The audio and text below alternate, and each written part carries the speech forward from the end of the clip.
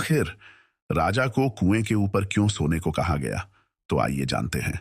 एक महान सम्राट महाराज विक्रम सिंह अपने राज्य में न्याय और सत्य की प्रतिष्ठा के लिए प्रसिद्ध था। एक दिन उसके पास एक प्राचीन विद्वान आया और उसे चुनौती दी, महाराज, मैं आपको परीक्षा में डालता हूँ। अगर आप सच का पालन कर सकते हैं तो आप हमेशा विजयी रहेंगे। महाराज विक्रम सिंह ने इसे स्वीकार किया और विद्वान ने उसकी परीक्षा लेने के लिए एक अजीब शर्त रखी। उसने कहा, आपको इस कच्चे सूत की चारपाई पर सोना होगा जो कुएं पर रखी जाएगी।